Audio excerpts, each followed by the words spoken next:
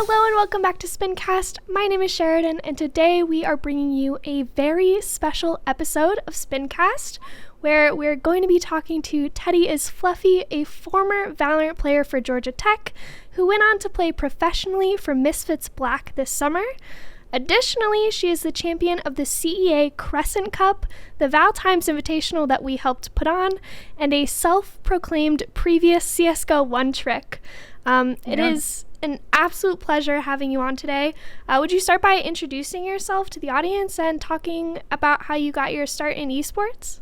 Yeah, thank you. I appreciate that. That was such a gassed up intro.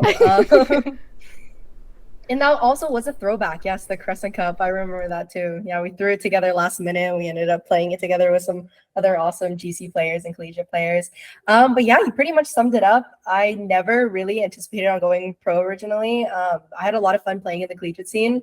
And then just like through making friends and just like grinding the game out, like opportunities came along. And, like I've never wanted to turn down opportunities. So decided to go for it and had a really fun, like memorable summer. It was definitely like, I don't know, one of the coolest experiences I've ever had. Yeah, that's awesome. And how did you get involved with Georgia Tech Valorant? How did you find the club? But yeah, with Georgia Tech Valorant, so Georgia Tech Valorant is not like it's like a club sport, but we're not like really even like a full esports program. Like we do have some minimal funding, but it was definitely just like a group of friends who were looking to like play collegiate as it was like starting to become more popular. And originally I hadn't realized that Georgia Tech had a Valorant team. I know during their Discord. And one of the members at the time, GT Gingervitis or Alex, he reached out to me and he's like, hey, we're looking for like a fifth member of our team right now. Like, are you possibly interested in trialing? Like, we're looking for a smokes player. I don't know if you do that. And I was like, it's the perfect role. I actually only play smokes. And Reyna for anyone who's interested. And I was like, I'm down to trial. And I was like, I thought you guys didn't even have any spaces. And he was like, no, we're actually just perfectly looking for one right now. So I ended up trialing with them. And then we just started playing together, played in a bunch of competitions. We actually only played together for a total of 9 months, which is either a long time or a short time when it comes to playing in Valorant.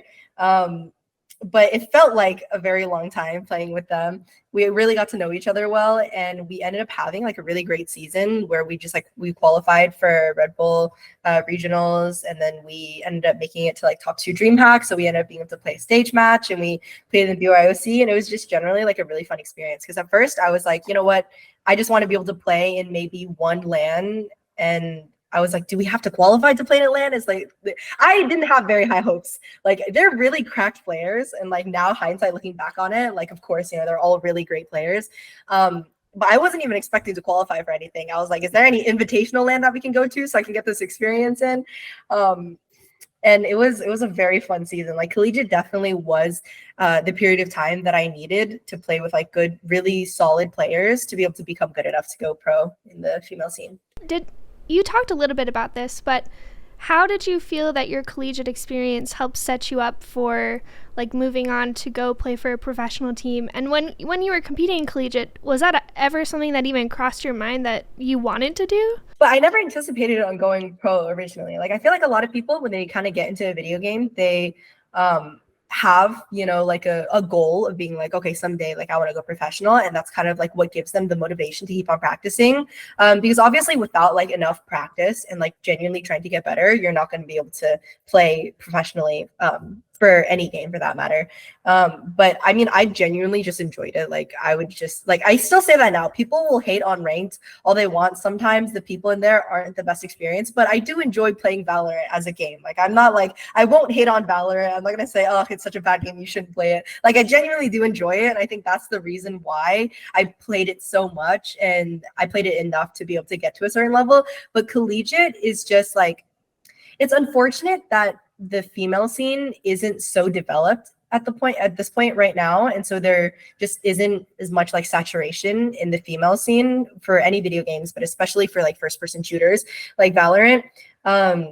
So I'd say that for anyone who's like looking to get better and compete professionally, maybe in Game Changers, should look into playing co-ed, because it's easier to find a team that's of the same level as like a really good Game Changers team. that's willing to like work with you for a period of time, without just being like, okay, you're not what we're looking for, we're just gonna cut you off the team, right? And so like playing with Georgia Tech Valorant, like, you know, like pretty much all Radiant players who had competitive experience, was very, very valuable time that I spent. And I realized, okay, I still have a lot more that I need to do to get better that I don't know if I would have been able to find just playing in the game changer scene, just simply because like the teams that were of the level that Georgia Tech Gold was at our peak were probably not looking for someone who hadn't played for any like established teams beforehand. So you definitely have to, in order to get into the pro scene, I'd say there's like a certain threshold, and your skill level has to be just like right above that if you haven't been able to like break that barrier of entry. So it was definitely a very valuable experience. So as someone who hadn't played for a sanctioned team before, or even a sanctioned competitive environment, what were the vibes like going into that team the first week? Were you nervous at all, learning the, you know, just how to communicate with your team or how one person plays off another? Was there any barriers with that? For sure, I was nervous going into it. Like, even like the night before the trials, like I was so nervous because before, you know, I had thought of going pro, but then once I got an offer to trial, I was like, holy shit, like it's actually a possibility that I could go pro and like play under a contract and like play with these people that I've looked up to for a really long time. You know, like I had seen like Slandy and Bernina, like they were on Misfits for the longest time. And like I had seen their names around for so long, and I was like, I'm getting an opportunity to not only just like play with these players like casually for fun, but like to be on a team with them.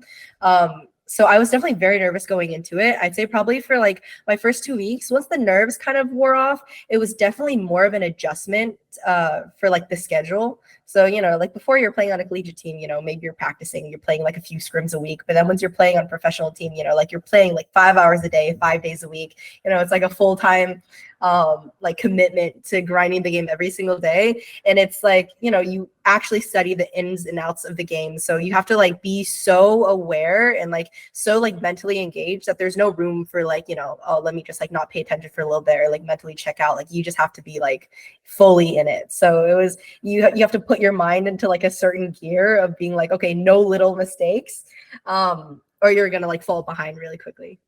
And you've mentioned the Red Bull Campus Clutch and competing in CVAL and the Crescent Cup, I believe. I'm messing up that name, Crescent Cup. Mm-hmm. What's your favorite memory from competing in collegiate with Georgia Tech Gold? Man, honestly, the lands were so fun. Yeah. Like going and actually being able to, because a big part of it is meeting like the people that you like are mutuals with on like Twitter, you know, and you're actually like seeing people in real life and you're getting to talk to them. Like it's always just like a very unique experience, because as much as you can like form a connection with someone online, it really like solidifies like the bonds that you make when you meet those people in person and you actually just get to like kick it, like, you know, like kick it over a meal and like hang out with each other and like talk after tournaments. And also just being able to like stand up in a LAN center and like yell things at people that you're playing against is just an unmatched feeling that you won't be able to have in a match. You know, it's so much better than typing in game. So best memory probably was going and playing like on the stage match at DreamHack. It was so cool, like, you know, seeing your friends who are there to like watch you play. And you know, it doesn't even matter at that point whether you win or lose, in my opinion. Like, of course, winning is better, but I mean, I enjoyed it even when we were losing. So just anything involved in like LAN experiences, I think that everyone should go to a LAN. Were you nervous playing on your first LAN stage? What was that like? Oh yeah, for sure. I was definitely nervous. I was also kind of delirious because we had been like indoors for like 24 hours at that point. It felt like, you know, like you leave in the morning and then, sorry, my friend's in the background, but like, you know, you leave for the center in the morning. It's like dark inside because, you know, all the gamers are sitting in the dark, and then you're not getting like any vitamin D, no exposure to sunlight, and like you're just like going delirious. So part of it was helped, like nervousness was suppressed by like how tired I was from just like being in the dark all day. But I was very nervous going on stage, and I don't think that's something that I ever fully got over. Like playing on stage or playing in like big matches, like definitely was something that made me feel a little bit anxious. But I think what kind of helped was like, okay, at the end of the day, it's just a video game, you know, like you're doing it for fun. So just like try your best and it's whatever. And that's like always the best mentality to have. Definitely, and those LAN centers are always so dark. Like every DreamHack is like the darkest place that you've ever been to. It's like, can we turn some lights on in here? It's pretty Yes, dark. exactly. And It's sometimes cold and it's dark. Yeah, exactly. Freezing cold. Yeah. Like I will be at a LAN and you'll just see me sitting on my hands. Like I'll have my hands right underneath my legs and I'm just like sitting on them, or like I'll put them underneath my armpits, like so right before. Cold. Yes, exactly. It does so not you gotta help work on being, that. Yeah, warm. I mean, it would be worse if it was warm. I don't think. True. That's fair. You know, That's fair. And then you briefly mentioned it, but how did the opportunity with Misfits come about? Can you talk a little bit about that process and the trials that you had to go through? Yeah, so it was actually very like circumstantial. Like I talked to the team about it before, you know, and they said that they were aware of who I was before, just because of like, you know, playing collegiate. And I remember at the time, right before I got the trial, when I was playing with Georgia Tech, we had beat XSET in like a Knights Gauntlet, and after, you know, I remember at the time, like one of my teammates had like posted about it. And so that was like gaining a little bit of traction. So I feel like that was part of the exposure aspect of it. And then also along with that, it was like, I think at that time period, I was 5-stacking with like some friends. And then one of my Valorant friends was like, hey, do you want to come like 5-stack with like Slandy and like Emily and, you know, a bunch of these girls that I was like, of course, I will drop everything and come 5-stack with you guys right now, because like these are just like such cool people that I've seen playing for a while. And then I was like, yeah, I want to meet them and be able to like talk to them. And so we just like 5-stacked for a night and we played together. And then I remember afterwards, Slandy had messaged one of my friends and was like, oh, Teddy's cracked. You should get her on a team. Like, we got to get her on a team. And I was like, I was very honored that she said that. And I was like, okay, that's so nice. And then she was like, you know, like, I'll see if any teams are like trialing or whatever. And I 100% just thought of it as like, okay, like maybe she has some friends who are like building some free agent teams, you know, like you can see where the confidence was kind of lacking. But I was like, you know, maybe she was just like looking for some free agent teams that are maybe like some decent players that I could play with.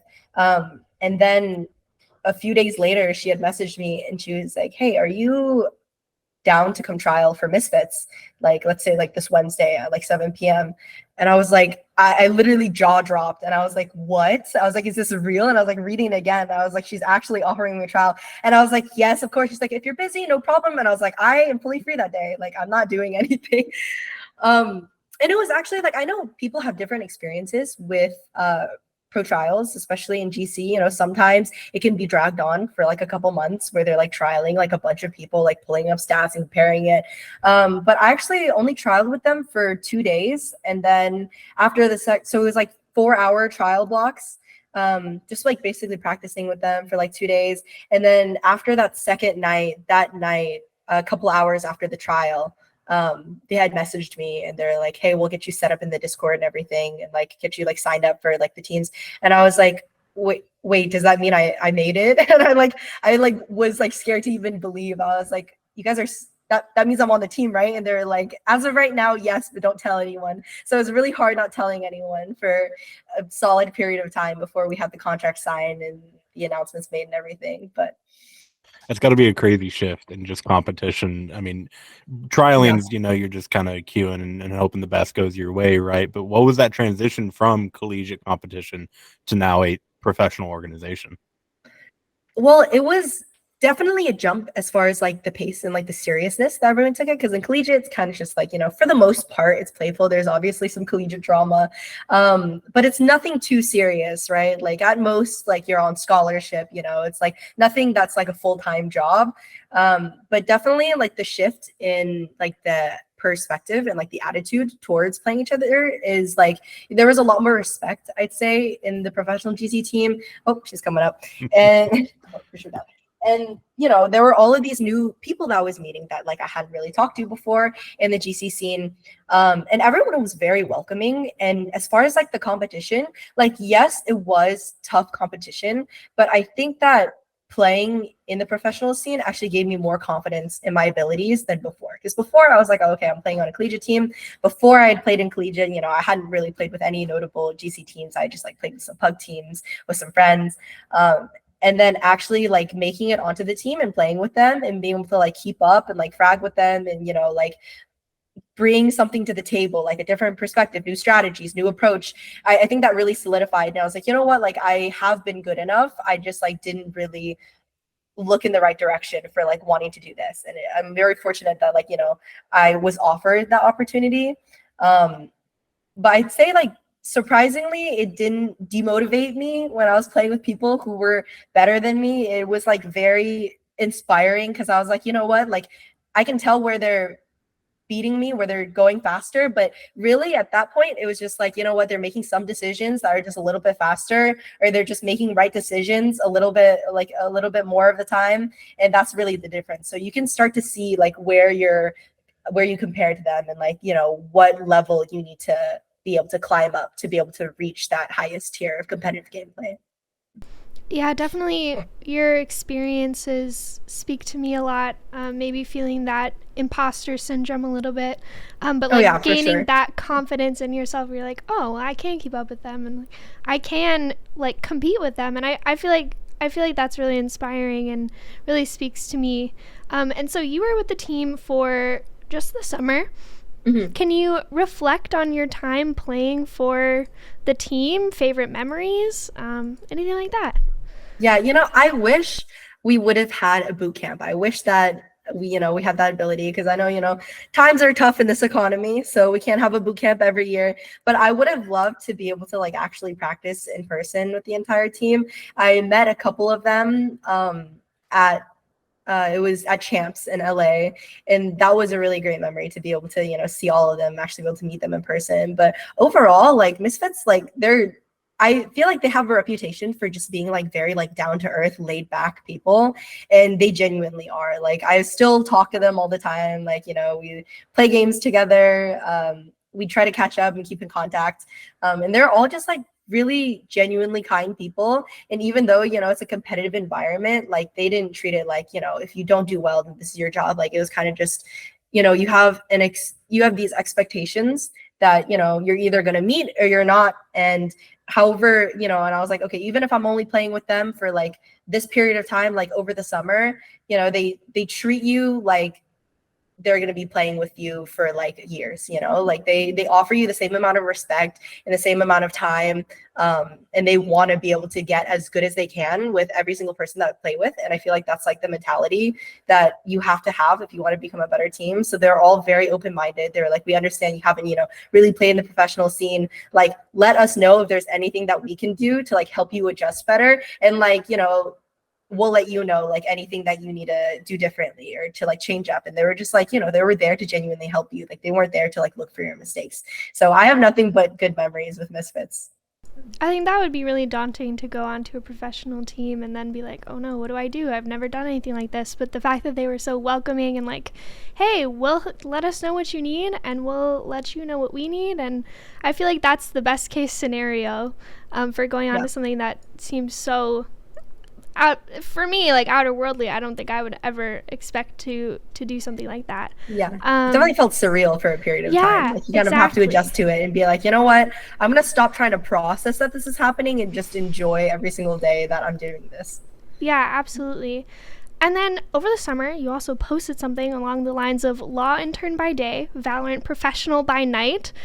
Were you a law intern by day? How did you do it? How did you balance everything? Did you get any You've sleep? Been through the Twitter feed. I did some research. The other part of this podcast is talking about how you are still a student, you are still going to class, and you have decided to continue, you know, going to school and pursuing your degree. And I think that's really important. And I definitely want to shine a spotlight on that. So I did a little bit of research for this.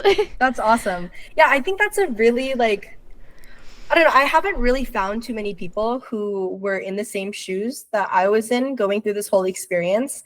And I also understand, you know, it's kind of like a relatively new like industry. So especially with like collegiate coming in, but I was a law intern over the summer. I was interning at a corporate and immigration law firm, doing a lot of administrative stuff, but also getting to work on some, immigration cases, because that is what I want to do. Because I'm majoring in international affairs right now, and I want to go to law school in the next couple of years after I graduate. And especially like going to Georgia Tech, it is like an academically challenging school, but as far as balancing like the summer with playing competitively, it was exhausting. So I was only doing part-time interning. So it was pretty much just go in the morning from like 9 and then have a little lunch break and then go until 3. And then after 3, I drove straight home and then chilled for probably like 20 minutes and then got my coffee and hopped on for 4 to 9 VALORANT practice. And surprisingly, I was getting at least like 8 hours, 9 hours of sleep every night. I definitely need my sleep. And I also feel like part of it was I'm kind of a lazy person. Like I genuinely am. Like even with that schedule, like I was making sure I was getting my sleep. I think part of it was just because like for me, like playing VALORANT, it was tiring, but at the same time, it is doing something that I really enjoy. So when people are like, oh, turn your hobby into a job, like I still was having fun even when I was practicing. So I think that made me feel less tired than I would have been doing anything else for that period of time. But also since I joined playing competitively, and I talked through with my parents about this, because their opinion really matters to me. And I was like, you know what, I got this opportunity, and they're like, you should go for it, but just like be aware of what you want to do for your future, right? And like I've always said that I want to become a lawyer someday. And so I knew in my mind that it was going to be like a temporary, like a side quest of sorts, a very cool side quest, to be able to play professionally for the summer. But I knew I was going to eventually be coming back to school full time, and I was just trying to figure out day by day how I was going to balance that. And in the future, I would definitely love to play professionally again for like, a period of time, maybe when I have less classes, and I get like a lot of my major courses done. But it was a very careful balance between the summer. Again, the summer is probably the only time that I could be able to have that schedule, because in the fall, full-time classes, I don't know how that would work out. I would be getting like 2 hours of sleep every night. So I think it's really cool, your situation and the decision that you've made to keep go back to school and pursue law school. Mhm. I don't know if you follow the Call of Duty scene at all, but there's a player, his name's Ghosty. He went to Illinois University. I think he still is attending online. Got bumped up to Optic Gaming to be on the pro roster while also pursuing a law degree. So, an interesting. Oh wow, I didn't know that. Yeah, no, it's a super cool situation. But usually you see players, they get promoted and they get the nod to go pro, and I'm out of school. I made it. I'm here. Mhm. How was that decision like for you to keep going back to school and pursue? I know you touched on it a little bit, but was it a tough decision? Was it anything you even thought twice on? Honestly, I can understand why some people, when they're offered the opportunity to go pro, they just want to be able to pursue that. And I don't think there's anything wrong with that. I think just for me, maybe part of it is like traditional, like Chinese, Asian family values. But I always knew that school was definitely going to be my priority. And I even had talked with my team about like how school was like very important to me. And like, I wasn't going to compromise on not being able to like go to school, right? And like having like certain classes. So they were very understanding with like, like I have like this certain amount of work that I need to do, and they're like, this is your job, like they expect a certain amount of time and dedication, but they're like, as long as you're here for practice and like you're able to like bring what you normally contribute to the team, like it's okay. Like everything that else that you want to do, like you can do all you want, right? Like we support you, like going to school, whatever. And so for me, it was never really a question of whether I was going to drop out. I know there were some rumors between some of my mutuals on Twitter that I was dropping out because I misread a tweet. One of them said minus college plus pro, or they were like minus college plus pro, and I was like yes, because I thought they meant I was leaving the collegiate scene, which I was. But I did not interpret it as, are you dropping out of college? So some of my friends from VALORANT were like, wait, so you're dropping out of Georgia Tech? And I was like, what? No, where are you hearing this from? So I just didn't take summer classes, but I was not dropping out. Just also because like the scene isn't as stable as I think I would like it to be to pursue it full time. So I think definitely like going the traditional route, like having that background. And I really think that anyone who's looking to go into the pro scene and hasn't gone into it yet should definitely have a backup plan going into it, unless you're like an edge case, like you're incredibly cracked and like that you're going to be able to go pro and like make a lot of money playing professionally, one of those people who like gets to keep their spot and like grow with the company throughout the years, one of like the core players. But I think unless that's the case, it's really important to be able to like balance other aspects of your life, because you never know if an esports company really can just go broke over time. Like we know FaZe is like already bankrupt. Like I just wouldn't want to put my career in jeopardy, with the esports scene as it is, until it's like more established, like the actual sports scene. Definitely. And you always have collegiate to fall back on while you're still pursuing your degree if you did want to continue to compete. So I definitely think that's really good advice, is to, not only do your research, but also have a backup plan. We should all have backup plans if you work in esports, pro player or not. Yeah, for sure. On that same vein of advice, what advice would you give to students who might want to go on to play professionally? Is it something that you would recommend, something that you wouldn't recommend? And any tips on how to get there? Yeah, I mean, I'd say you should definitely go for it. Like, again, as long as you have like that backup plan, and you feel like you can like balance both of them at the same time. I think it's important to realize when you're going to esports when to pull back and when to kind of cut your losses, because it's definitely not for everyone. I don't think it's something, I know some people feel like they have sunk all of their time and energy into trying to pursue going pro.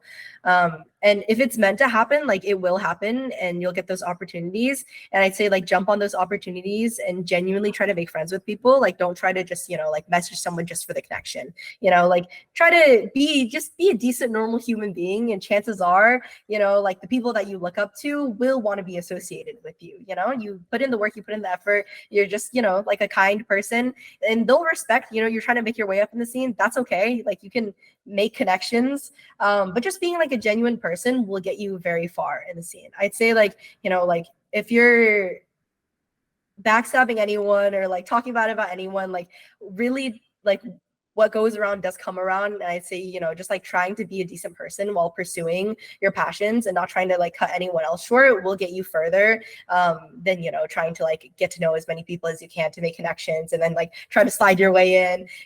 Just making friends is just genuinely one of the best ways that you can make real connections in the esports scene. And then through those friendships, through those connections, maybe an opportunity will come along that'll be good for you. But for the most part, I'd say just keep your head down and just grind and put in those hours that like no one really gets to see, like the non-show match hours where you're just like sitting in the rain shooting at bots for like 2 hours or like playing death matches. Like those are the hours ultimately that build up to you becoming like, the best player that you could be. I think that speaks a lot to your character. I mean, you had mentioned prior about how you misread a tweet and your friend thought that you were dropping out of college, and it, like you said, it hadn't even crossed your mind. But it's those friends that are reaching out to you and checking on you, and just the connections you had made prior. And we've preached that before on the SPINcast, like networking and growing out your web of just connections is going to open as many doors as possible in your esports career. Definitely. And like, with those people, like I say, I don't really have Twitter mutuals necessarily. Like I pretty much know most of the people or have talked to them and like have a good gauge on like their character for the people that I do associate with, like as far as like my like online presence. And like all of them are very like genuinely nice people that I've talked to, and I think that's important because like, the people that you surround yourself with are going to ultimately like affect the type of person that you are. In the Valorant community, I know there's some contention as to the characters that are in the Valorant community, but there are some really nice, normal, kind people who, just enjoy the game and like want to get to know new people. So it's really not that hard to like find a solid group of friends online. Like I don't know what I would do without like my online friends. Like in-person friends, great, right? But having like that extra outreach of like people that you would never meet, people from all across the world, like I don't think I would know a Canadian if I didn't play video games. So I think that's really cool, especially in collegiate as well. When you go to those LAN events like we were talking about, you get to meet so many people that you probably would have never gotten to meet. That's how I've made so many different friends in collegiate, and competing as well. And then I want to ask you, what is one piece of advice or lesson that you wish you knew when you started your whole journey, whether that to you means starting your journey in collegiate or starting your journey professionally? What is one thing that you wish you knew at the beginning? I'd say I would tell myself, at least, and anyone who's looking to get into esports, or not even looking to get into esports like competitively, even if you're just like looking to like build a community and that's like one of like your main interests, I'd say to not take things so to heart, because sometimes, you know, like you want to play on a team, and even if it's just like a random free agent team or even just like a group of friends who are plugging a tournament together, people might say, okay, we don't want to play with you. We want to play with someone else, you know, or they might say, okay, sorry, you're not what we're looking for on this team. And they might give the spot to someone else. And it's really easy to take those things to heart and really let it like take a hit to like your self-confidence. And I definitely had those experiences where I was like, man, I don't know if I'm good enough for this, you know, and sometimes, you know, it's not going to be the right fit. But I think through all of those experiences, what really helped me was taking a step back and being like, you know what, like, I have other things going on in my life that are positive. You know, I have like a good support system. And just because I'm really interested in this hobby doesn't necessarily mean everything that I want, I'm going to be able to get in it, you know? And I do believe things happen for a reason. And I think with even playing on teams, you know, it may seem like a really big deal in the moment, but at the end of the day, you know, like each experience is going to happen for a reason. You're going to get a spot for a reason. You're going to get cut for a reason. You know, you're going to be able to get an opportunity. And it's just, I'd say really just enjoy like the process that you're going through and the different experiences that you're going to have just like going through the scene, and try not to let anything that happens like affect your perception of yourself, you know, like be confident in like the type of person that you are and be like, you know what, I'm not defined by whether or not I make this team or whether or not, you know, I can be able to like make these friends, or like maybe this person doesn't want to talk to me, like all of that kind of stuff. It doesn't really matter. So if you just focus on yourself and focus on enjoying the game, that's what you're going to get the most out of. Yeah, I love that. I think it rings true to your entire journey. I mean, you went into Georgia Tech not expecting to compete, and then hey, you're on the starting varsity roster, and hey, you're pretty freaking good, and then you know misfits. You know, it just your whole journey. It just speaks true to what you're saying. Yeah, you can't force things to happen. You just kind of let it happen. Exactly. My parents always say, never chase money, let money chase you. There you go. I think it's the same thing for opportunities. I like that. I like that saying. So what does the future look like for you competitively, academically? What do you have on your plate next? Well, I'm going to keep on going to school. I've been doing full-time classes this semester.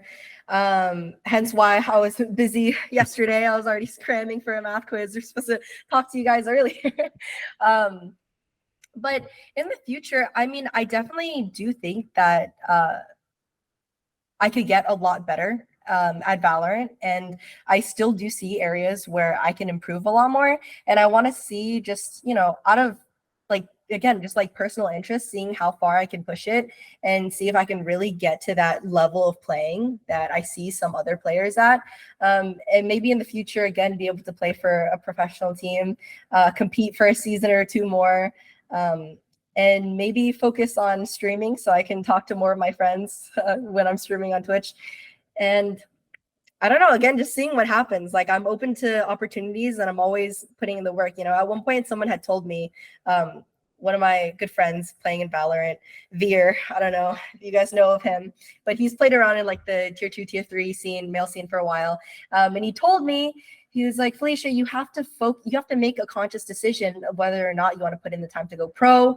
You're not just going to be able to get that opportunity without making a firm decision first.